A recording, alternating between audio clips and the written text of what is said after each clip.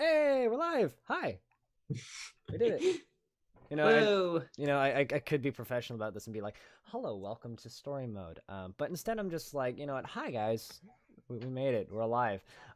So we are once again guestless because I didn't look for one. But welcome to Story Mode. This is a spoiler cast that we run once a month, talking about a game that we played over the last 30 days.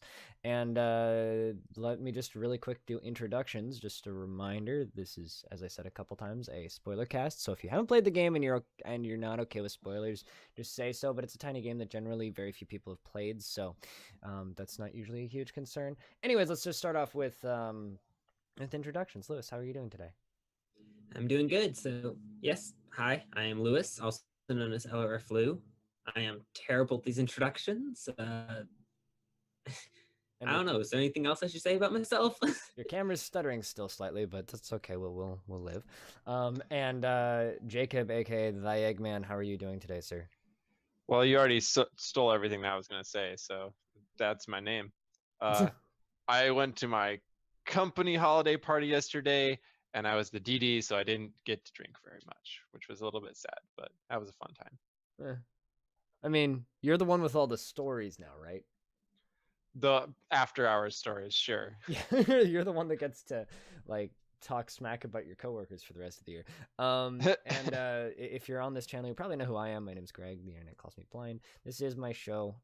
We've been running it for this is episode 23. Am I or 24? Right? Yes, 24. Which means we have done 2 years worth of episodes because this show's monthly, which is weird. It's kind of been a journey, and the cat's having a cameo already. We're off to a good start. So the game we were talking about today is Californium, which I think was like on our watch list for games to cover for a minute, right? Like after every episode, we sit down and we're like, what are we going to talk about next? What are we going to talk about in the next one? And I think that this one has been on that list now, at least for me. It's been on my list for close to a year, I think. I always come back to it, and I'm always like, we should watch. We should definitely talk about Californium because this game has an aesthetic, and it's if you type an exclamation point story game in the chat, you'll see a link to the game that we're talking about, and it's got a look to it, and I don't know what it was, but it grabbed me. I just thought of this right now, but you know how if you've seen the movie Mad Max, it has it's the blue and orange movie basically, right? Yes. Each act in this game is kind of like that in that, for example, the first act is very orange and red colors. The second act is blue and dark blue and gray. And then the third act is more red because you're on Mars. Red pink kind of. Yeah, red pink and kind of whitewashed a little bit. It's a slightly lighter than the first act, basically. I actually found the act on Mars a little bit hard to play because everything had this kind of like red, like peach glow over it, and it made my eyes glaze over kind of, and I had a hard time with the depth of field in that area. But and the other thing to that aesthetic is that it's all flat textures. There's nothing except for the characters that has a texture that's something other than just a flat surface for the most part. And then the characters in the world are essentially like hyper realistic Paper Mario. They have no animation, and they're just like a cardboard cutout of a person that you can walk around, and they just like sit there and stare at you ominously. Yeah, it's I think cardboard cutout is definitely the best way to phrase it, but it's kind of, I think there's a technical term for it in computer graphics, like it's postered or something. So it always faces you. Low budget is what I would like to call it.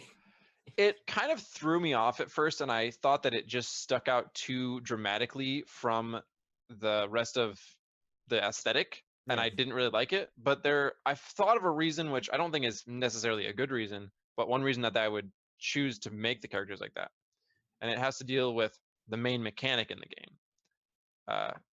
We should probably, well, I'll just say the main mechanic. Basically, well, you have to like. We first have to talk about parallel universes. Wait, this game has mechanics? But basically, you see slices of the next zone that you're gonna see, and it like takes out everything in that area. And so if the characters are 3D, they would maybe be sliced through, but since they're 2D, they can kind of ignore them. So, what is Californium? I think is what we need to ask first. Yes. Californium is a 3D walking simulator with kind of point and clicked, almost hidden object-esque elements where you're looking for glyphs in the environment, which are found by looking for almost what seem like glitches from a distance. So you pan your camera around until you see like an area like fuzz up, kind of almost like items disappearing, things glitching out and spazzing out, and then you walk It up. genuinely does look like a glitch if you Yeah. don't know it at first. And then you look at it for a bit until you get the perfect angle, and then a glyph appears, and you click on the glyph, and then a little thing loads up, and then like this weird circle appears on the world and exposes, as Jacob said, the next dimension that you will be moving to when you're done in the one that you're in. Yeah, and so these glyphs, it's actually the Greek letter theta, and there's a guy that you meet, not a guy, entity that you Voice meet thing. a voice Who that I thought would was like the to. Stanley Parable guy for a bit there, and looked it up, and it wasn't. I was thinking Hitchhiker's Guide to the Galaxy, but it's very similar to that. If any of you guys have played that, He sounds like the Stanley Parable. and since he has to deal with all the theta things, we're gonna call this guy Theta, if I may. I think that's. I think make the the suggestion. first to him is theta as well, so go right ahead. And he basically starts out the game by telling you, it's vague at first, but he eventually reveals that you're like messing with other realities and also with time. So the first act of the game, this takes a little bit of digging to figure out for sure, but it starts in 1967. So It's closer to the 80s. So then again, I probably should just Google when the Vietnam War was and know that. So how I came up with 1967 was that it oh sorry. The It's way wrong. the second Definitely act is 1967. But anyways, it takes place earlier than 1967. Okay. One of the characters mentions going off to the Vietnam War in that first section, so that would put it from kind of mid 50s to mid 70s, meaning the 60s would be right in that time. Yeah. I always just went with alternate history. Like I didn't even think it took. This place is an in- alternate history, which I didn't figure out until a little bit later because I thought it was just kind of made up, but it has basis in real world events. Yeah, it does, but like, especially as soon as you get into the second universe, and it's just like the Great Gabe and like the whole state Great of California. The Great Abe Lincoln. The Great Abe. Because, no, there's like giant posters everywhere that are just like worship His Almighty, the Great Abe, and like there's some really really really great imagery in this game, which is just like giant Abe Lincoln just like on a humongous like pillar of like basically So being Kim Jong-un. let's give a brief synopsis and then let's dive into like theories because there's a lot of theories that you can come up with this game and I love it. So in the first act, you're the main character is a guy named Elvin Green, and has writer's block, and you figure out Elvin. that Sorry, Elvin, I really like the way the narrator says Elvin. He's just like, "Hello, Elvin. How are you doing, Elvin Green?" And it's just like it's really nice to listen to. And so he has writer's block, and he can't finish any of the jobs that he's been given by his publisher Don, and his got a drug and his problem. wife Thea left him along with their child Alice. Yes. Actually, I'm not sure. Alice died, right? Yeah, Alice died like a few years prior, and he had fell into a huge depression, and his wife basically just gave up on him. Yeah, and the very first second of the game, you're typing out part of your novel, and then you get the note that your wife has left. You're typing out specifically a poem, which I ended up writing down because Can I finish the synopsis? I'd like to get through this. Yep. Go right ahead. Sorry, you're right. Because it's easier to dive in once we kind of set up the arc of the story. Because a lot of anyways. So you're on this really weird trip in the first act because you also like meet up with hippies and they're talking about taking drugs, which is crystal meth, and so it's all very trippy, and you find these thetas and reveal parts of this next world that's giving you this inspiration to write this book that is called The Great Abe, and it's about Abraham Lincoln. It's a alternate history biography is what you'll find out.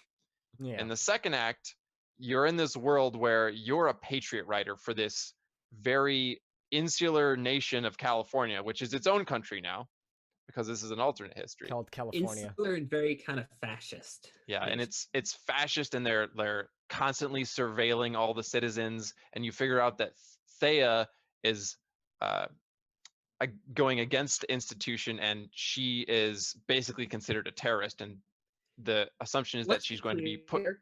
put to trial and killed. Yeah. Let's be clear here. She is arrested for basically conspiracy against the country. Conspiracy I'm not against. gonna say, yeah, I'm not going to say whether or not she did because there's It's kind of kind of unclear. Yeah. Yeah. And so in this world, you're revered as this person who wrote this awesome book that's almost regarded as a religious tome, which is even more true in the next act. So as you go through this world and you're kind of trying to basically advance the story, and it's a little bit unclear why you want to like advance your position more, because you're already such a high position in this country, but you end up going to Mars Yeah. and become The the game goes off the president rails. / god figure of the Martian Mines Corporation. And It's like Which- a counselor, I think is the title they give you or something like that. yeah, he's they're basically the like making you richest- a museum. Yeah, he's basically the Yeah. richest man in existence. They say like $600 septillion or something, and some absurd amount. You're So Bill you know that Gates, he's just like essentially. a god figure, right? And then in this, the Great Revolt, which comprises of real humans, is trying to overthrow his his hierarchy androids and and his the whole corporation, basically. Yeah. Well, it's worth pointing out that in the whole thing in that third act is actually sort of an android revolt. So there's this implication that Elvin had created these kind of robot cyborg things, whatever, that he'd created these, and they basically turned humans into slaves, but kept like, Elvin and a few other people as like high ranked humans. He kept all of his friends from the earlier acts around, so there's Yeah, reoccurring characters the- in each act. It's kind of and there's- strange that the whole setting from the first two acts, which is just a small section of a street in California, Yep. is basically transported to Mars. And that was a little bit jarring. Yeah, I'm not see, sure that I completely agree with that, first but few acts are all on the same street in parallel universes, and then the last one is just like, well, second to last one, the middle act is just like, yeah, same street but on Mars. Except Yeah, it also kind of isn't the same street because very much has changed. That actually made it kind of weird because that It kind of transition. is though, because like your house is still the same spot, and the layout's still the same. Like sorta. compared to the diner, yes, but like pretty much every other building has changed purpose. Yeah, true. yeah. So in that act, when you reveal the next dimension with the theta objects that you basically slice in the next one, it looks all completely destroyed. And so the last dimension that you go through is just this chaos dimension, and the narrator, Theta, is complaining. He's saying that this has all been some sort of experiment and that you're ruining it and that you're messing with time and you shouldn't do that. And that's the short synopsis of the game without digging too deep into it, but there's a lot that we can dig into. And then So- then there's the ending. Yeah, there's the ending. Do you want to mention that now, or do you want to actually dig into that later? I kind of do, because I almost threw my keyboard across the room when I got to the ending, and then Okay. got to the actual ending, and then I was like, okay, cool, they're actually like showing me credits. I thought that they were gonna do the thing where, yeah, we literally just restarted the whole game. So like when I got to that, I was like, oh my god, they're doing this thing, and I was about to be really mad, and then the credits happened, and I was like, okay, thank god. Because essentially the way you find the glyphs in the world is there's these like television sets set up, old school television sets set up, and then when you walk up to them, your camera focuses in on them, and then the symbol appears, and then the number of symbols you need to find in the environment, and it ticks down on the screen as you find the symbols. So usually it'll say the Roman numeral for 5, or sometimes it says 3, but usually it's 5. I think the most I saw was 6, so it can be like as high as 6 or as low as 3. Yeah, when it spawns. And then you look around for the objects in the environment, and the very beginning of the game you spawn in your apartment, and you basically just wander around your apartment until you focus in on, somehow luckily focus in on the TV, because nothing really tells you that you need to focus in on the TV aside from your camera. It kind of goes blurry if you walk too far away from it. And in the very end of the game, you respawn back in your apartment in the original spot that you were in, doing the same thing. You stand up, you walk around, and then you go up to the TV, and then the camera just zooms all the way into the TV, and then turns into credits with the symbol on it. You kind of glossed over an important point, because you mentioned the kind of blurriness thing, that effect. I don't know if you realized it, but in every single dimension, you get that blurring effect. And you always see the blurring effect before any TV will start showing the theta symbol. So you have to see that blurring before it happens. And in fact, for the first 3 sections, so like the 3 main acts, you always see that blurring effect after you read a written letter. I didn't pick that up, but that's a good point. Weird. There's about 1 written letter that you see in every act too. There's exactly 1 written letter in every act. Unless you count the typewriter thing, and then there's 2, but... Well, that's not handwritten. Yeah. True. That's typed. Well, there were typed letters that you got too. Sure. Anyways, let's go back to the first act where you're kind of wandering around in this world, and you're down on your luck, and you're writing, or your publisher is the publisher of this magazine called Freaky something. I didn't write it down, actually. It's like... Maybe I can find that. It seemed kind of like a weird, almost tabloid... Freak Out. That's the name of the magazine. Weird World. Weird Worlds was, I think, the publishing house. Weird Worlds was the publishing house, and then they published a magazine called Freak Out. And Don, Elvin's boss, wanted him... Publisher, so it's like a contractor relationship. Elvin's apparently wrote something good in the past, but because of his writer's block, he hasn't written anything. He can't even finish like short radio ads that he's been given by Don. I sometimes kind of feel like that's more due to like the suggestion that your character is doing some illicit drugs. Yeah, and it becomes... The characters in the world change as you complete some of these sets of theta objects. Yeah. And so at one point, you're talking to the owner of the diner, Stavros, and he's your pot dealer. Meth. Yeah. He also mentions pot, though, now that I think of it. And so so you're like, okay, maybe that's what's going on. And then you get that confirmed later by a pair of literal hippies that show up at your door and ask to crash your place. They're the most hippies. Very hippie. Like they drive a VW van. Yeah, although it didn't have the Volkswagen logo on it because that would probably be copyright or something. It was like a WW van. I'm worried that my cat is going to turn my computer off because he's sitting on top of it and the button is very close here, so I'm going to move him. Yeah, I hate that. Cat problems. Sorry. It's fine. But so literal hippies. Yeah. One thing that you get a little bit of foreshadowing in here is the OUCA, and that's a bit that you see through these other dimensional...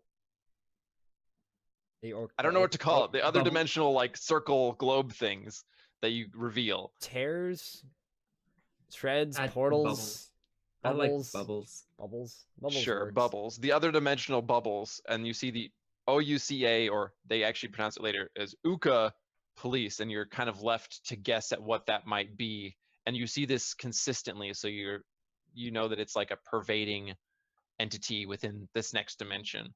You also see a whole lot of Abe Lincoln busts. Yeah. I'm not gonna lie, those are really amusing to me.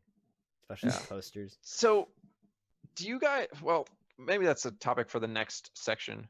But after you complete each of the TV things and reveal all the bubbles, then there's this different image that appears just kind of like splattered across the whole level. Yes. And you have to find the right place to stand, and it will all line up, Yeah, and it ends up looking.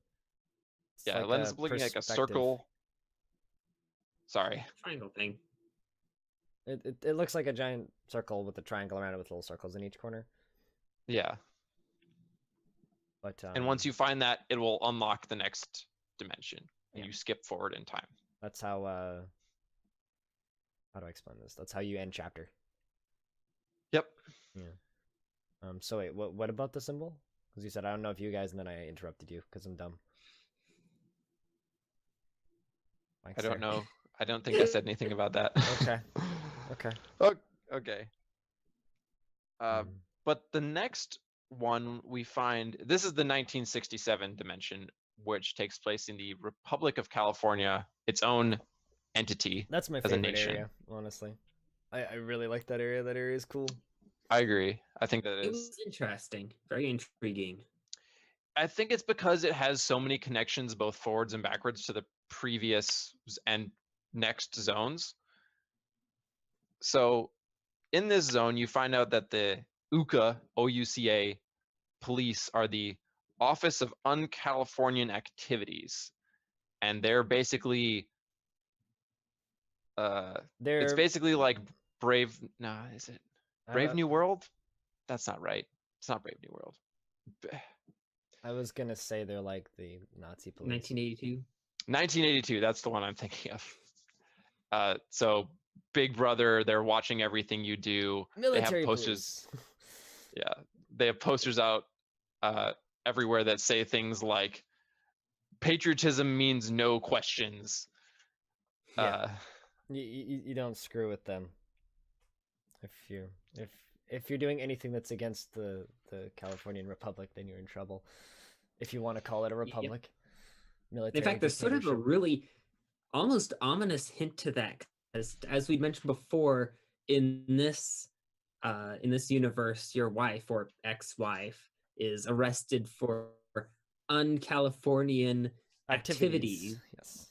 And in particular, there's a good part of the letter you get. Here it is. In accordance with Article 4 of the California Act, Thea will be tried for high treason, inclusion with the enemy, by a special court, which will seek the elimination of the accused. The prosecutor general will exceptionally represent the Republic of California. The defense will not be represented. Yeah. Chad is also correcting me. The novel is 1984 and not 1982. I thought which that was I'll just take like at face value. I thought that was just a slip. Like it's fine. Yeah. Yeah. So I said this takes place in 1967, and actually that letter is where I got this because it says that it takes place in the year 158 AL, which I'm assuming is after Lincoln. Yeah, Lincoln died. Yeah, Lincoln died was born in 1809, and his death would put that date after 2000. So that's why I started from his birth. 158 years after that is 1967. But then on Mars, you see posters of Robot Lincoln, and it says the Great Abe brought back to his final form. Yeah. Yeah. So I think that's kind of cool that you can kind of get context clues from that. And other things like instead of Texaco, they have Teslaco, which is their gas station ? I'm not sure if they actually use gas because it's they have. interesting because I thought it was sort of like a gas thing, but you'll see that Teslaco logo in the boxes in all the different houses. And if you talk to one of the person who's at like that station at the right time, he'll mention that he's filling up the cars with electricity. Oh, I didn't get that one. Yeah, it's definitely an all electric scenario. Let's see if I can find the exact line. I assume they were using Tesla coils. It could be because when it said Teslaco, I was looking around for giant arcs of electricity and I didn't see any. It was sad. I did see some sparking things, but they appeared to just be like transformer stuff. Yeah, so there was also that diagram which felt a little bit out of place. It was the ABE, which is something about electronics. I can't find the acronym in my code or in my ACDC is what you're looking for. what? Never mind. Uh, in my notes. But it's an electric company something, and they have diagrams of and all over you see like the transformers, whatever they are, that are providing power to different things. And it's interesting that their electric company is named Abe, because are we talking about, is it just named Abe because he's now like the central figure in this nation's existence, or what? It's kind of weird. But basically they're kind of, at least on this specific street in California, they're very omnipresent, basically. Yeah.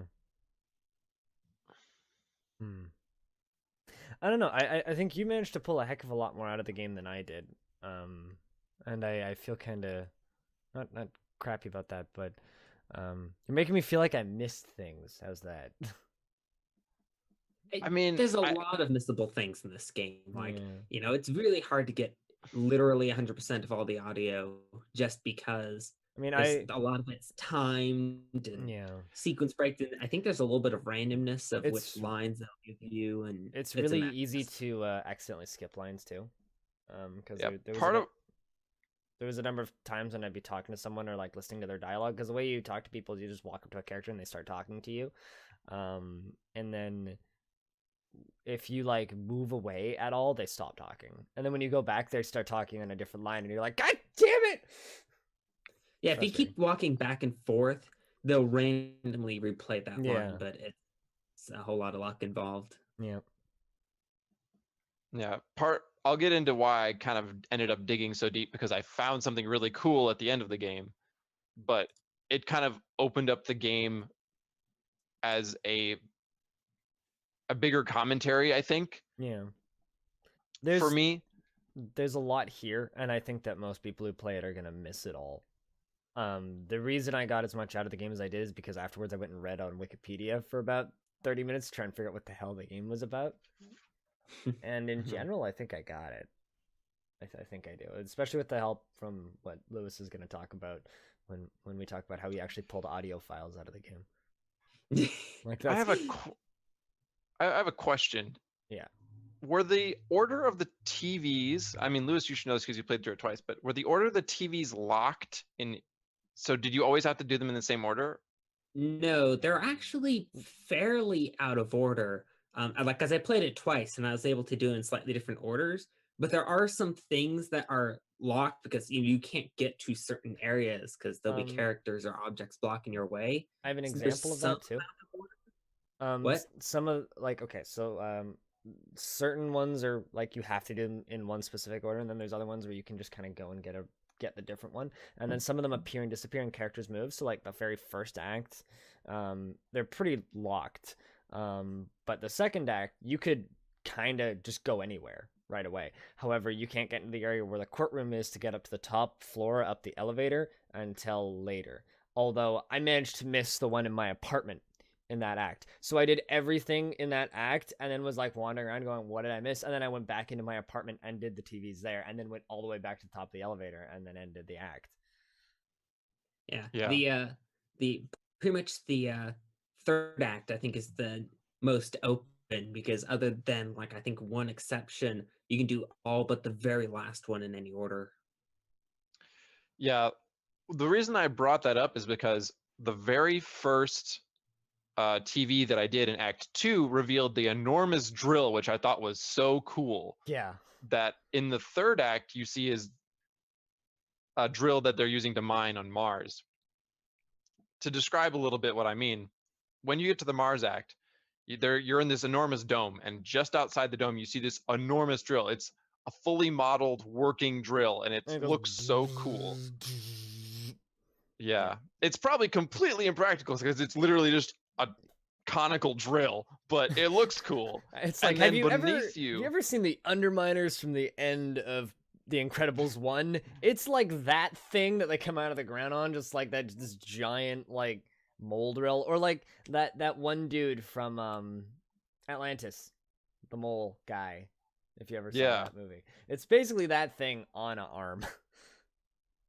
Just like Yeah. off in the background, just going. Brrr, brrr, brrr. Yeah, and so the street on Mars, if you look over the edges, it's just an enormous pit that you can't even see the bottom of, and they're mining on Mars and making money somehow with the materials there. So, But that was what excited me a lot in the second act. I'm like, what's happening with this enormous drill? Are they like, what are they doing with it? But yeah. I think we need to help Crutonium for a second here. Just Google Incredibles 2 trailer. Anyway, I haven't watched it because I don't watch trailers anymore. it's a Pixar trailer though. I don't watch Pixar trailers trailers anymore. never have anything to do with the actual movie though. But It's I a don't teaser. care. It's a teaser. It's the principle. It's a unique Anyways. teaser. Okay. It's Back on topic. Completely different. It's literally just like a bunch of Incredibles characters, and then they're just like, "Oh yeah, it's a second movie." We should probably talk a little bit about No, it's Theta. not. It's not out yet. Crutonium. It's not out yet. There's one teaser. Anyways, go on. We should probably talk about Theta a little bit because he's been kind of narrating and patronizing you this whole time and kind of criticizing you for your writer's block in the first act. And the second act, once you realize that you have access to these other dimensions, he's like, oh, now you're just messing with these extra dimensions because you're greedy or whatever. What did you guys think of him? Like, did you have any theories as you went through the first couple of acts? I don't know. He is weird. I thought it was just a bodiless narrator initially, but then That's kind of implied. There's actually a really key dialogue in the second act. So every time you finish one of the TV sets, Theta will give you a good chunk of dialogue, and a lot of that includes key exposition. And there's actually a really important one in Act 2. You don't talk much, do you, Elvin, my boy? Wouldn't you like to know who is this gatekeeper of these infinite worlds? Am I the grace of God or some sort of artificial intelligence? A psychological experiment in which you are the guinea pig? Am I the manifestation of a temporal epileptic fit affecting your brain? Unfortunately, even I don't know. I simply deliver my reports. Yeah, that's the But end I'm of Act neither your 2, tutor right? nor your nanny. That's the end of Act 2, correct? No, that's like the middle of Act 2. The Is end it? of Act 2 is here you are on a threshold of a new world. Are you fond of romantic poetry? Blah, blah, blah, blah, blah, blah. See, That 'cause was pretty close to the end for me, at least. that was the part of the last piece of dialogue I got in Act 2. It was right when I was spinning the thing. It was when the... Or like, it's when you're up in the tower, so I guess whatever you completed up to that point. I think it's actually just in order. You can do the TVs in any order. You'll get the audio set in a specific order. Yeah, that makes logical sense, I think. Okay. Yeah. My initial thought was that he was just like Blind said, a bodiless narrator. But I think that, or later, my theory was that he was actually our consciousness or something similar to that. Yeah. And then he makes the odd comment about making reports, which kind of threw me off. I wasn't really sure what to think of that. Like, is he doing experiments on us? And we don't even really figure that out, though. Not entirely, though, particularly in the fourth act, he does go on further about that, talking about reports in a honestly kind of over-the-top manner. Yeah. I don't think you're supposed to find out. I think it's an open question. Yeah. It's also a question fact, whether... He refers to it as an experiment in Act 4. Quote, let me make a suggestion. We end the experiment. I'd make my report and you go back to your peaceful life you once had. What do you say, Elvin? Yeah. Yeah, that's another good piece of context. He also mentions that he's not human in the second act. Yeah. And then he asks, like, he refers to humans a few times and saying that we're like confusing and things. Yeah. And So the other question that I had from that then is he a robot or is he just some sort of figment of our imagination? well, Because in the last act, he has the like robotic voice faltering. I think we should reference the portion of the game where you're on Mars and there's another voice in your head.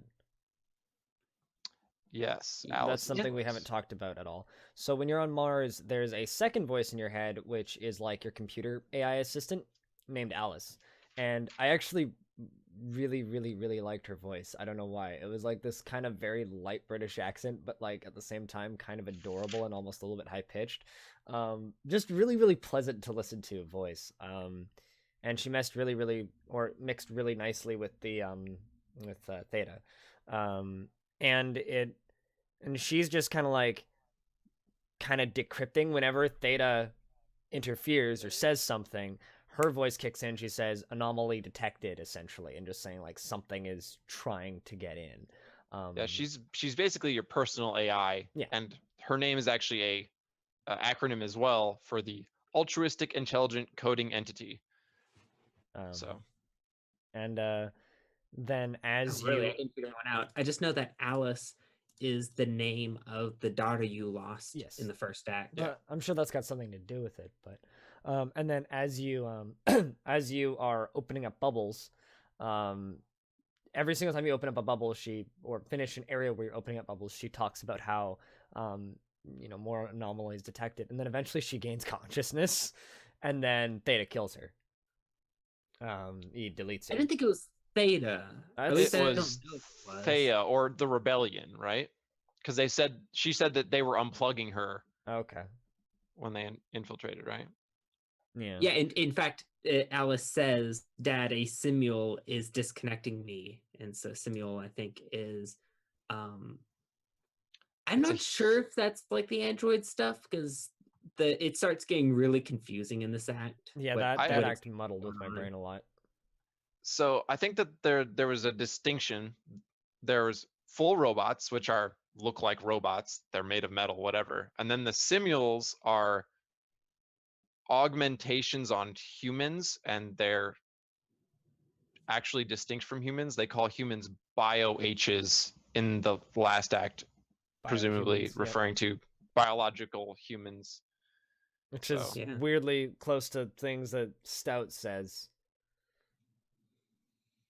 Because whenever I'm playing Elite, Stout always makes fun of the fact that I'm still inorganic. Okay. Not Data. Yeah, and I'm just sitting here playing this, and I'm just going, "Oh God, you're all just Stout. Stop it." I think he would like this game actually. Anyways, I think this is one of the like really poignant moments of the game because it's interesting that as the main character, you're going around and apparently trying to protect your wife, who is the leader of the rebellion, Thea, but at the same time, everybody else around you is saying that she's a terrorist. And it's also strange because it seems that your actions up to this point would indicate that you would want to crush the rebellion because you've done all these things to create this world where simules are the future and robots.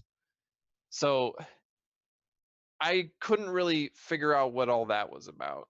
Yeah, that act to me seems kind of messy. I didn't get the impression that you were trying to protect Thea. I was wondering where you got that from. But you weren't doing anything. And when you talk to Don, he's like, "Oh yeah, they're saying that you've gone soft against her and that you're not willing to." I got the impression of soft. I mean, because of the order I did things in, I'm not entirely sure if this was a fixed order, but the impression I got was you have to first talk to the person who runs the what was that? The diner, whatever his name was. Stavros. And when you go in there, there's the simules in there, and they're like, he has had contact with Thea. Should we neutralize? Like, my recommendation is we neutralize them, and then you don't give that authorization. And I thought that's what the going soft was about, that you're not willing to make these decisions that are basically kind of the tough but necessary decisions, according to them. Yeah. I don't know. It's a weird game. It's also, we should mention, because we kind of alluded to this earlier, but we had assumed that Thea was going to go to trial and die and be put to death, and she exists in this act. Is it? I think it's because we're in a different timeline. I think it's a even different Thea. think it's a different Thea. Okay, well, I think I don't think you're skipping forward in time. I think you're skipping in between dimensions, right? Because if it's just time travel, then like maybe you're moving forward in time, but you're also moving from one parallel universe to another. Because especially in the end, when everything kind of collides, which, by the way, in the end, the ending of this game is basically just every single environment all kind of string together in an almost Inception-like world that's all super twisted, which is really cool looking, by the way. But I kind of think that your consciousness is moving from one parallel version of yourself to another. I guess that's also the impression I got. So. Yeah, because the other thing that I couldn't rectify in my mind was that the last one, I was really concerned about this timeline years thing. And then the last one, when you're typing at the very beginning of Act 3 on Mars, it says 10:45 a.m., which I assume is after Mars. But if Mars occurred after the second act, that means we've been on Mars for a millennium already. Mm-hmm. And if Thea is still a biological human, then we're going to assume that she can't have been alive for 1,000 years, right? Cryosleep's a thing. I mean, I guess, but we didn't. Well, I guess that's a good point, because in the third act, in the bedroom, you see that there are 2 chambers. So yeah, well, that might be true. Like they could have like anti-aging that you I didn't think sleeping. about that actually. Now that you mention it, because like the layout of your apartment stays the same between each dimension, right? And the bedroom's always the same one. And in the bedroom, it is like it's not a bed. It's like basically 2 cryo. I didn't even clue into that, but yeah, they are basically 2 cryo type chambers, and you have to open one up to find one of the symbols. Yeah. So it might actually be more likely than it seems at first glance that we're doing some cryo thing, or that technology has just advanced. But then the question is that still that actually, this is just a good question for discussion. Are we a biohuman at the end, or are we a simul, like an android enhanced human? I think you're still a human at the end, or at least, well, maybe not. That's what, actually. I guess my impression was that too. It's because you're such a high figure in society that it's accepted for you, but not for anybody else, is maybe what they're getting at. You're the creator. I got the implication that you were a human because there's a specific line with Dawn. I'm gonna see if I can find it in my huge list of texts. Even as a human, like you still have the AI in your head, so there's something. Yeah, it's an implant, but I mean, there's the line from Dawn. I just gave orders to eliminate that wimp Stavros. Just think, buddy, we're going to be the last 2 humans in the whole universe. Saying that like it's a good thing. There's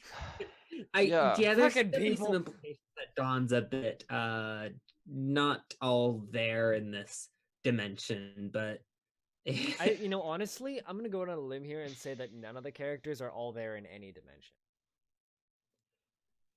True. Like the first dimension, the very first area you're in, everybody's coked out of their mind. The second one, everybody's brainwashed. On Mars, you're in like a future dystopia, where cyborgs are your only friends, and then the last dimension, the last area, everything is broken, and there are no people really.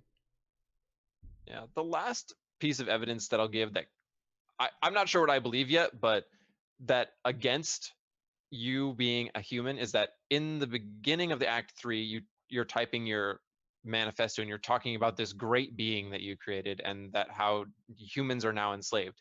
And you also refer to humanity as biological residue. And you could be kind of self-deprecating there, but it seems like a weird thing to say if you are yourself a human. So it's not wrong. Yes, yeah. I mean, ew. We haven't mentioned this either, but the third act builds up to you being able to go into a museum that's being created in your honor, which Yeah. to be fair, as like the most important god being in the universe, the museum's pretty unimpressive. Let's put it that way. But It feels a little underdeveloped, but it's sort of like, I don't know. yeah, Maybe that was intentional because there's a line of dialogue from the guy. There's one reoccurring character whose name I cannot remember. That is, he was basically Mr. playing Shine, like the maybe head yeah, of. Shine, because he appears in all of them, but always as kind of an antagonist character. And when he appears in this area, he basically mentions that, when he dies, or when they kill him, basically, that they're just going to tear down the museum. So maybe they're just like, oh, let's just make this the minimum we can get away with, that wouldn't tip him off, and then just not put too much into it, so that not destroying that much. I don't know. Oh, that's a pretty good theory, honestly. Because otherwise, it's like, why are we doing this? I guess. Yeah. But and it's in that area, like immediately after Alice gains consciousness, that Shine gives the order to kill you and to turn off Alice, basically. Yeah. Yep, there is the lines in the game. You will soon be officially assassinated by the Bio-H Traugberg, which I think is Thea. And this absurd museum will be razed to the ground. You don't belong in our world anymore, Green. And so it's interesting. They're kind of expecting the revolting Thea to kill you. Which I think the only reason why you survives, because, otherwise if they thought that she wasn't, they probably would have just killed you on the spot. So now we should move into the last chapter. I want to mention one other thing really quick. Go ahead. I didn't like the fact that Alice was basically spouting gobbledygook at the end. Like whenever you would get these anomalies and she would detect them, like these quantum anomalies, although as she said them, quantum, which annoyed the crap out of me. But her voice is adorable. I'll tell you this. I'll take her voice over the robot, the squeaky robot from the last game we played. I would also take it, but I think that voice is still adorable. But okay. My complaint with that text is that you may as well not just, these are technologies and phenomena that don't exist as far as we know in our world, and so we can't describe them very well with words that exist in the English language. So why are we just trying to make up random garbage, just spout and say that, oh, this is totally what's happening? Just explain it how it is in the best words without just throwing in these 10 and 12 letter words that are meant to confuse when it just really annoyed me. I have kind of a different take on that. I mean, yes, it's jargon. It's completely jargon, but there's enough real words in there that you can make out what's going on. Just looking at the lines. What's I agree, but Father? New connections are appearing in the quantum substrate. Possibly initialize them. Neuromorphic implant circuits are being progressively reprogrammed as superimposed states. Data flux has been discontinued. Yeah. The process starting over again. Exponential amplification of the mutation. Artificial synapses implemented. Stochastic modeling of neurons. I think we get it. Yeah. It's just, I mean, like, I don't think it adds anything. Maybe, it but it's flavor text. There's a key word in all of that. Neurons, artificial synapses. It's clearly implying that it's kind of like machine learning. Like, most machine learning, a lot of the algorithms nowadays are based on essentially a model of the brain. They call them neurons and synapses, and they're basically a way of creating this adaptable programming. And so that's sort of the implication of what's going on, that she is basically being able to modify her own code. And that's why at the very end where it's talking about, is this consciousness being able to ask who I am, my implant, what am I, all this stuff. Yeah, but we can get the idea of neurons with simple explanations of things that are happening to them without just strings of words, because those weren't really sentences. It was just Alice updating us on her status repeatedly, which a real AI, unless you have it set to do that, doesn't make sense to do, because that's irrelevant information. I care, if I'm talking to a computer, about what the end result is of what you're doing. Okay, it's jargon. First and foremost, it's jargon, and what you can accept in jargon depends on how much the person knows about that particular field and how much they're willing to just accept it. And it's a bit of jargon is a sci-fi trope anyways, and considering that, as we'll get into later, this is Sure, it's a basically an trope that I don't homage like to then. sci-fi. It makes sense for it to be there. I can understand not liking it, but I think it would have been, it definitely made sense to include it in this context. I didn't mind it. I thought it was cool. Like, see, Fair. I know nothing about the subject really, so to me it was like, oh, that's stuff's happening. Okay, this is bad, probably. Okay, we should go into the last act, though. Yes. Yeah. So in the last act, as Blind said, it's kind of this inception of like, as you're revealing the bubbles in the third act, you just see this mess. I mentioned this a while ago, but it's just like, it looks like everything's destroyed, and that's what you get transported to in the fourth act, which is just an amalgamation of all the different dimensions that you've been in, with it's just floating in the sky in the middle of space, and it doesn't use the same street as you've been seeing throughout the whole game so far. It's just a string of Every staircases environment and that like you've been to, all debris. broken. Yeah. It's actually weirdly easy to navigate that area. I thought it would be really difficult when I took a couple. It's really, it's just linear. It's basically they pretty much draw out a path. Yeah, you but can't get lost. It looks like it would be really hard to, or easy to get lost in there, but it's actually quite simple. Which is a sign of good design. Yeah. And in this zone, Theta is narrating to you without any TVs to like advance the plot. And so the only mechanic in here is the triangle with the 4 circles in it. Yeah, you have to line that up a few times to open the next area. Yeah. The Illuminati confirm symbol. Basically. Yes. Theta's dialogues in the scene are kind of weird. Sort of this implication that you're like no longer in a timeline, or at the very least you've broken in a bunch of timelines together, and that's why it looks like just a jumbled mess of pieces of other parts of the timelines you've been to. The gist I got from what he was saying in that area was essentially just, you screwed up. And Kat, can you please stop meowing? And he kind of starts to unwind during all of this. You know, there's the lines of like, you know, I'm losing access to you, you know, do something, haven't finished transmitting my reports. And then he starts repeating old lines with kind of garbled sound effects over it. You know, he just starts, which is why I brought up that I think he could be a simulacrum, a robot, something. I don't know, it's weird. And then of course he ends by repeating the poem that the game starts with. That was a nice touch. One of my favorite things that I didn't realize until I played through the last level twice is that once you get to a certain point, there's like a set of blocks that appear. If you ever played Assassin's Creed 2, it's kind of like the memory scenes in that, but as you just walk, the blocks just kind of appear in front of you. It's a spiral staircase that leads up to the top of this sort of a pyramid thing.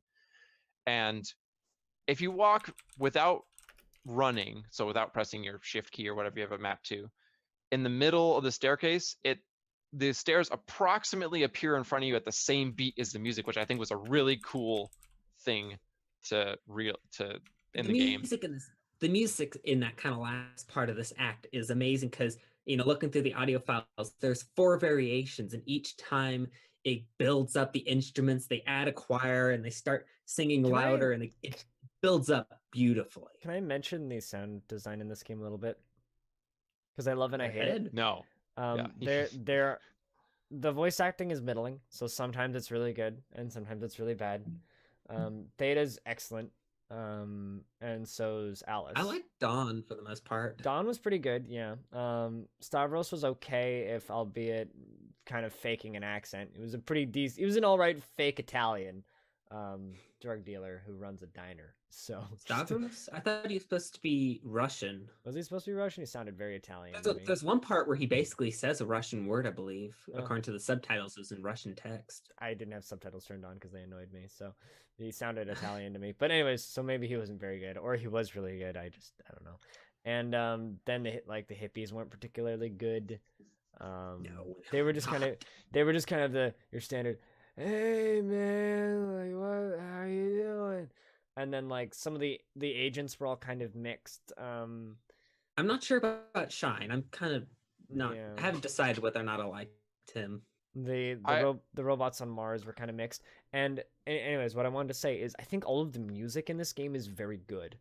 There's this kind of like interlude that plays in the first two acts, which I think is excellent. It's got this nice like do kind of low repetitive droning, mood music, and it makes you hunt for things. And then like other things like you'd expect to have sound just don't. And then there's times when the game is completely silent, like no sound whatsoever, and it's jarring, at least to me, because there's like cars driving back and forth and they don't make sound.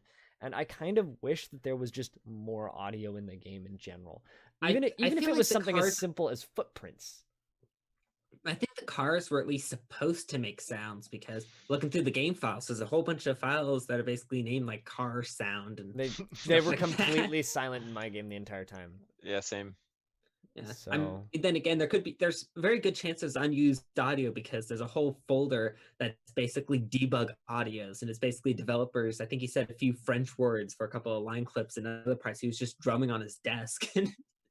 So clearly they didn't get rid of all of the unused audio before shipping the game. I get the feeling that this game is rather low budget, and it also didn't sell a lot of copies. And as far as I know, it's on PC and PS4. So yeah. So there's one other thing in the last act, and Lewis will expand on my brief overview of it, but there's this background where you can basically hear the sounds surrounding your death. Elvin Green's death, that is. And you find out that your home is in Santa Ana, California, which is not where I thought it would be. And you die on March 2nd of 1982. And it's one of two dates in this game that has some importance, because there's two achievements in the game that are the silly Stanley Parable type achievements where you can set your computer clock. One is to start the game on February 12th, which is Lincoln's birthday and a day of celebration in the California Republic. And then the other is March 2nd, and that is to end the game on March 2nd, which is when Elvin dies. So, yeah.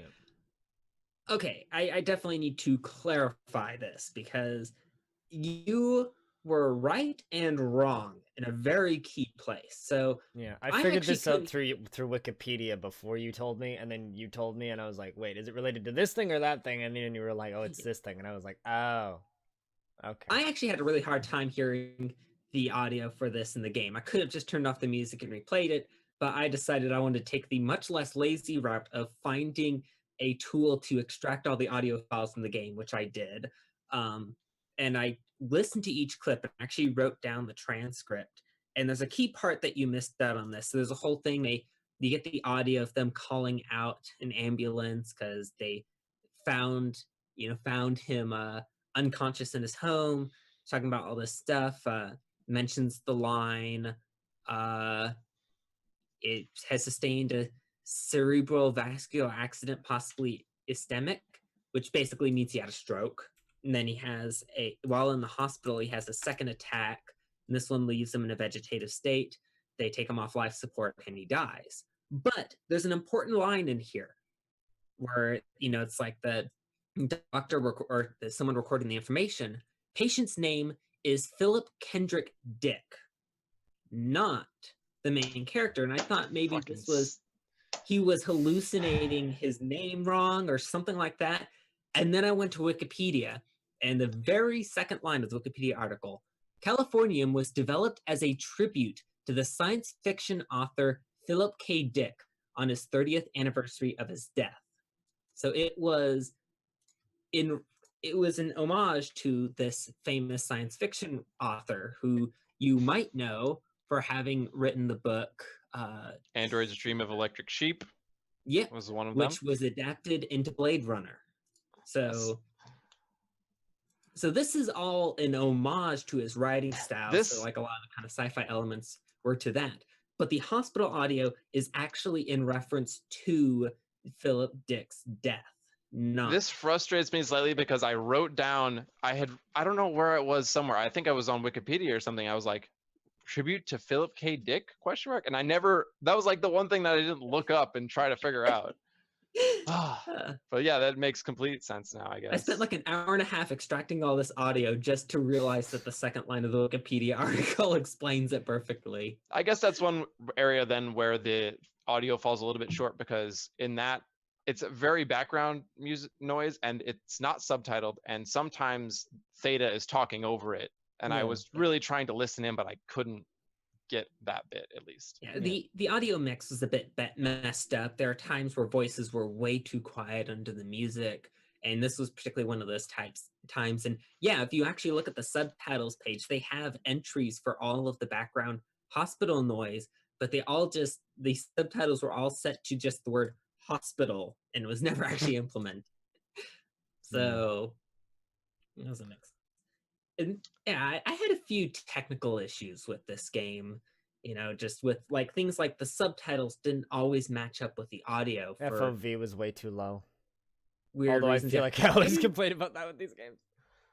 So anyone who knows, what I've been doing lately will know I built a computer just recently, and I didn't really understand the issue with FOV until I went from a 15-inch laptop monitor to a 27-inch desktop monitor. The size of my monitor. Yeah, I had issues with FOV and had to run it in a window to make it not completely nauseating. But I understand why they didn't have an FOV in it. It's a very similar issue to the game. I forget the name of the game, where it's that really kind of abstract white game where you're trying to solve these puzzles. But basically, because some of the puzzles in this game are based on where you're looking, having an FOV slider complicates that a lot, so they just didn't have one. I don't care. But if your game's gonna make me vomit, it's not good. But there was another issue with this game that was really subtle, and I can pretty much guarantee neither of you had this issue, because you have to have a high refresh rate monitor to find this issue. And because I knew very quickly this was a Unity game, because if you've ever worked in the Unity engine, you'll know that there's two ways to run code every frame. You can put it in the update function, which runs every rendered frame, or in the fixed update function, which is better for physics calculations because it runs at a set rate, I think about 50 times a second. And I'd realized I can move the camera around, I could pan, with the mouse, and that worked perfectly in high refresh rate. But if I tried to walk, it would appear to stutter because it was running at that 50 or 60 FPS.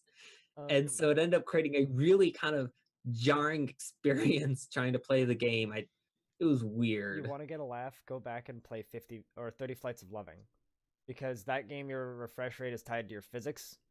So when I actually had to go in and lock the FPS to 60 because there's a 60 FPS lock. So when I first played that game, I played through it at double speed. So okay. If you uncheck your frame rate and you have a really good computer, because that game runs in Quake 2 engine, you will just fly through that game at 1 billion miles an hour, and it's incredible. You think that game's a drug trip before you're running in double speed. There's a few more story-related elements that I'd like to go through. Yeah. In the last act, you see a lot of the characters that you've seen in the main game, and they're, this time, literal cardboard cutouts that you can see the front and back of, as opposed to ones that just always face that's weird. That's a weird moment when you can walk around them. Yeah. And on the back, there's 2 sets of 3 bars, and I was like, what do these mean? And I couldn't figure out I searched for like an hour and a half until I remembered the Korean flag has sets of 3 bars that are sometimes divided. They're called trigrams. Yeah, the trigrams to the bagua. Yes, and so there's actually 8 total, because if you have 3 bars that can be divided either a solid bar or a split bar, that gives 8 combinations. And each of these cardboard cutouts of the characters has 2 sets of 3 bars on the back of them. And there's a Wikipedia page, if you look up Bagua, B-A-G-U-A, that has 64 combinations of 2 pairs of these. And there's some very interesting ones. Some of them don't make sense at all to me, and maybe we can figure them out. But one of the minor characters that we haven't talked about is called Mr. Uva, and he's a guy that just kind of tells you weird stories and is kind of just anything, but his trigrams represent small harvest, which I took to mean that he's just a dumb person and he doesn't have much going on upstairs.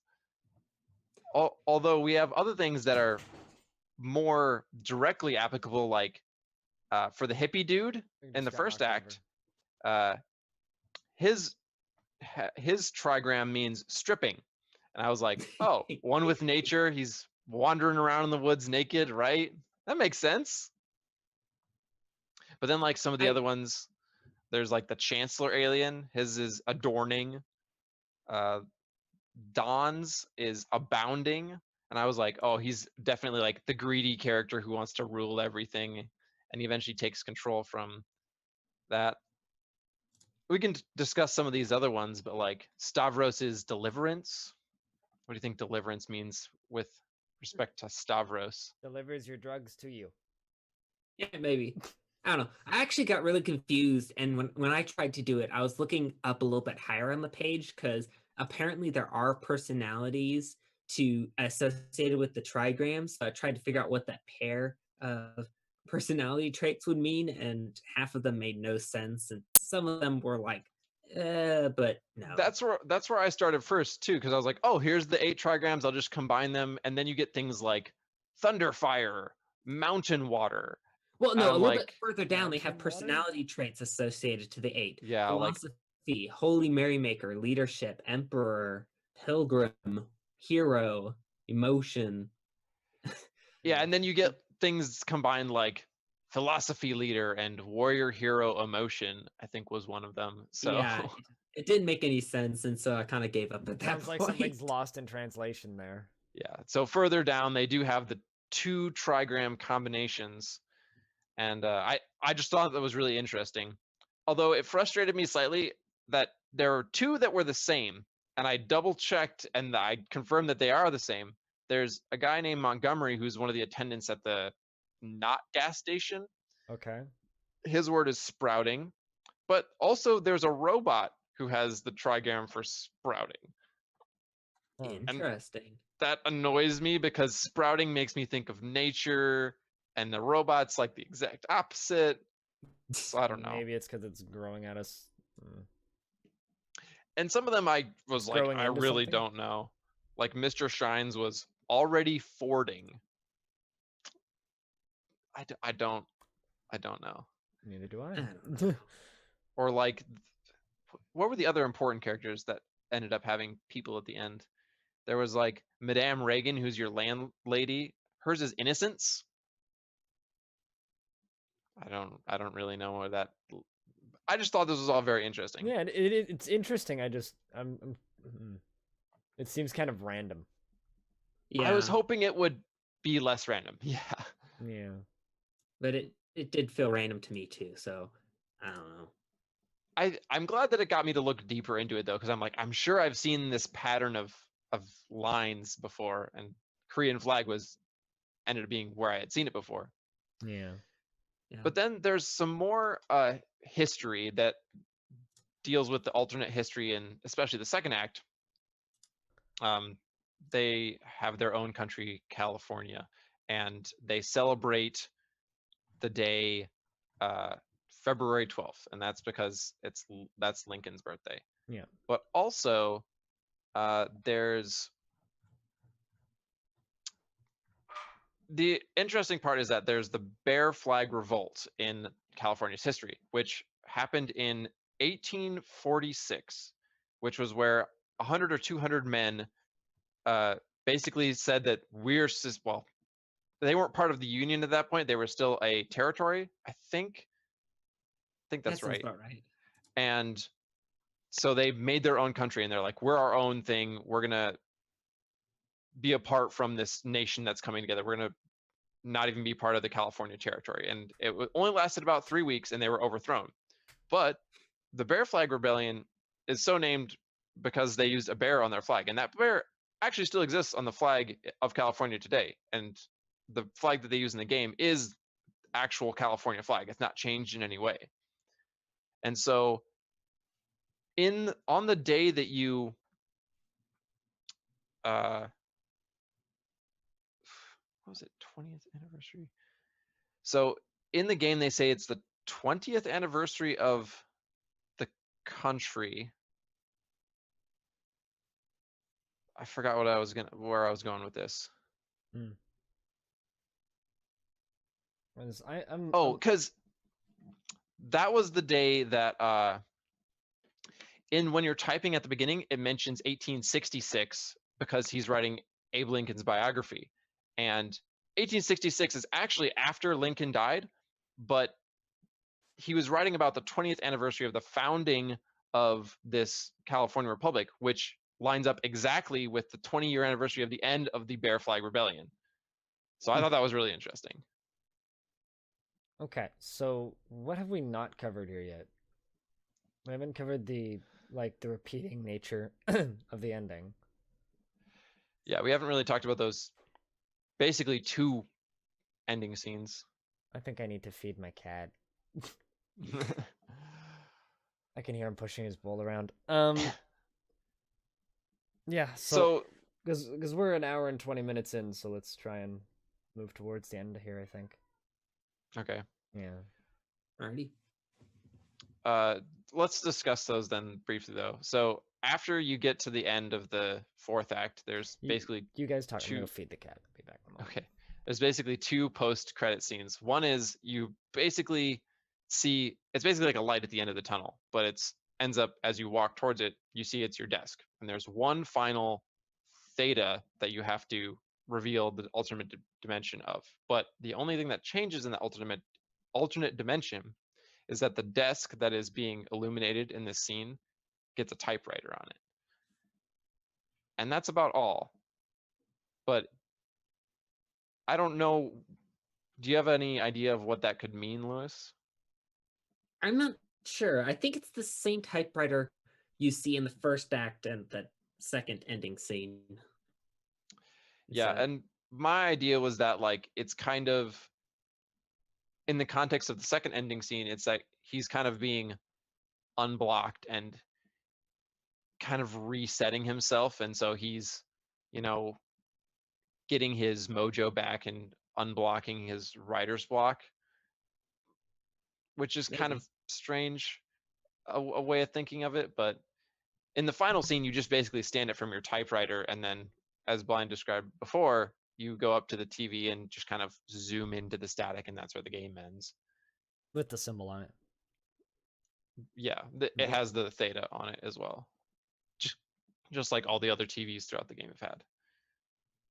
So we were talking about the meaning of the typewriter appearing on the desk in the second to last scene. Do you have any ideas for that?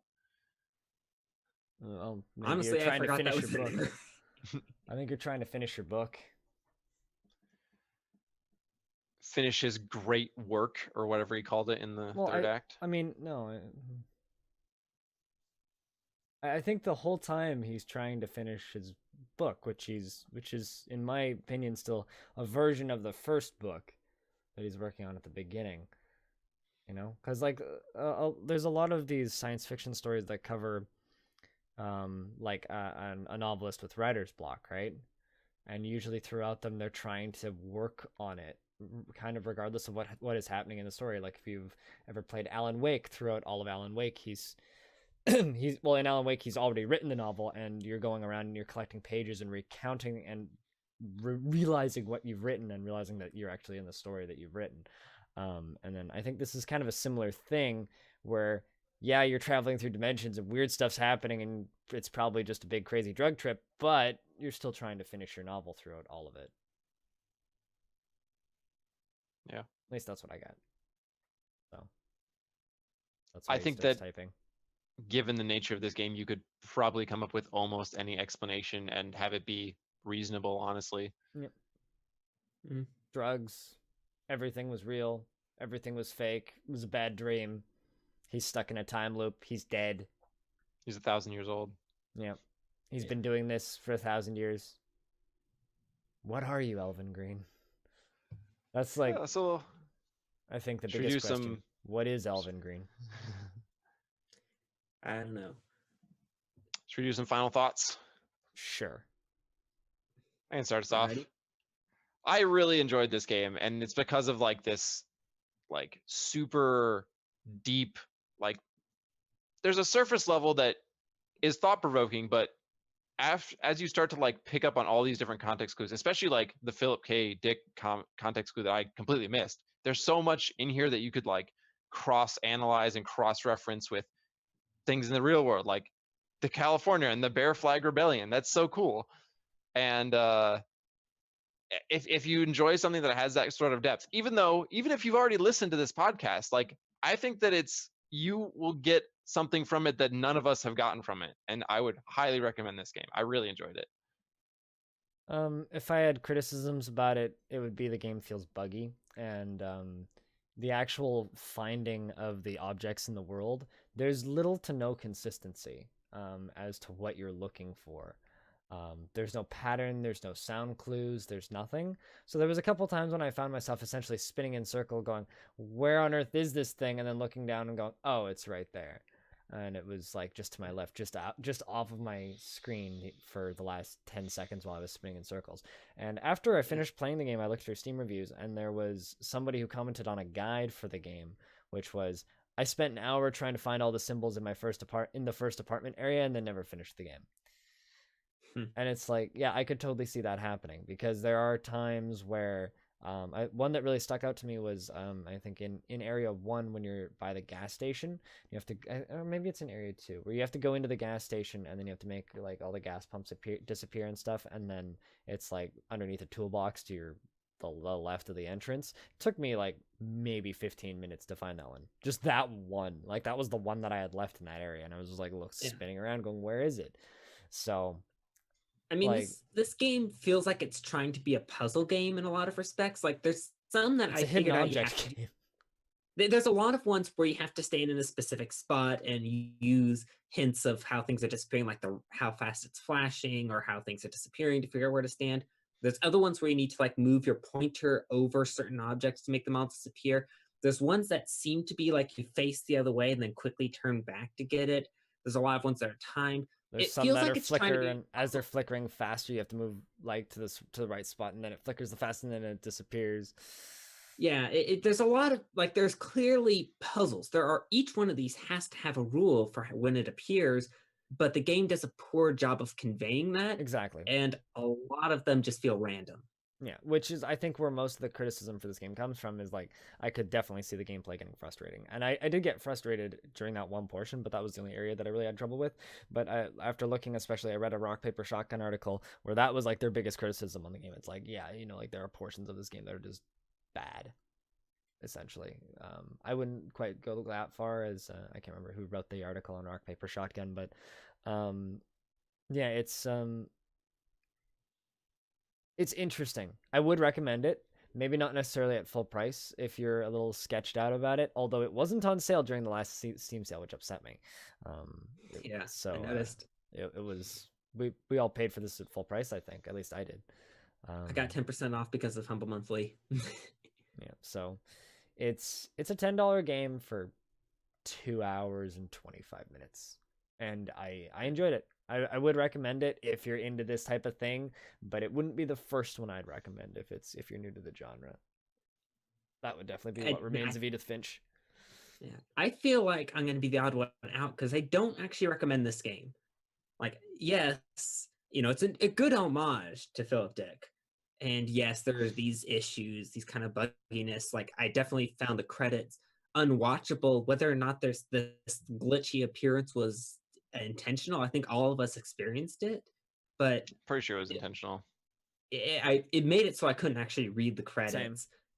There's the credits. It's not part of the game, really. It's useful. Yeah, but between those two things, there's the issue of the story, and in the end, I just found that I didn't find it engaging enough. Like, if there were 2 or 3 more universes to explore, or they did a better job of doing like a deep dive into what makes each of the existing universes interesting, it would have engaged me more. But as it is, it felt shallow. Like, it didn't do a good enough job of explaining why I should be interested in going through all these dimensions.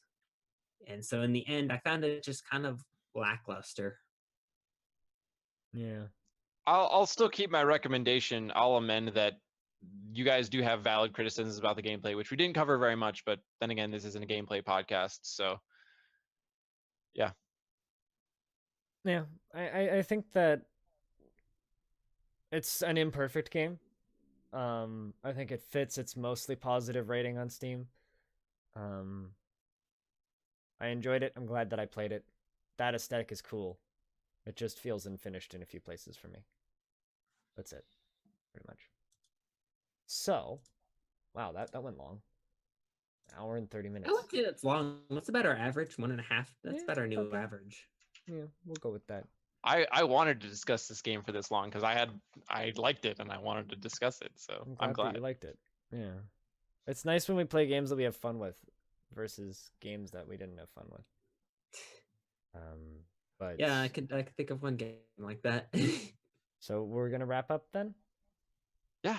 Okay. Yeah. So thank you very much for watching Story Mode. If you're watching live, we're gonna go into after hours now, which means nothing is going to change. It just means we're going to keep talking, and we're actually going to acknowledge chat. So if you're in chat and you're lurking and you want to say hi, we'll babble about that. And if you are listening to the recorded version of this, thank you. I don't know how you found it, but cheers. There are several places you can find this podcast. You can find us on SoundCloud if you're watching live or you watch my stream at all, and you type in !podcast. That'll give you our RSS feed, so you can add it to the podcast player of your choice. You can also follow our curator on Steam. Apparently I need to add Abzu to that. That's a mental note from me. And that is just a full list of all the games that we've covered. So if you follow our curator, when you fly around on Steam, you'll see our name there if we've covered it, as well as a link to the episode on either SoundCloud or YouTube. And what else am I looking for here? Right, yes, also the video for this show is archived onto my YouTube channel, so there's a playlist for that. And yeah, am I missing anything? I think that's everything. Oh yeah, follow the show on Twitter, Real Story Mode. I might make a new Twitter account for various reasons, but we'll see. And yeah, this is my Twitch channel. My name's Greg. You can call me Blind. I stream a lot of management and simulation games on twitch.tv. That's what I do. And do you guys have anything you want to talk about? Shout out? Sure. Mention? Yeah. Let's start with Lewis. Okay, I'll start with me. So yeah, I have a Twitch channel, twitch.tv/LRFLEW. It's the thing below me right now. Now that I have my new computer, I should actually be streaming some stuff soon. I want to try to stream Splatoon 2 this weekend. I might also try to just stream some random itch.io games, see how that goes. And yeah. Cool. You follow there. I put a very cheeky screenshot into chat, and you should totally check it out and be excited, and I will talk about that more in after hours. Okay. And Thyeggman, do you have anything you want to talk about, or are you just like... Yeah, that was what I want to talk about. I'm just teasing. This is my encouragement for people to tune in so they get to see what I'm talking about without and yeah. Okay.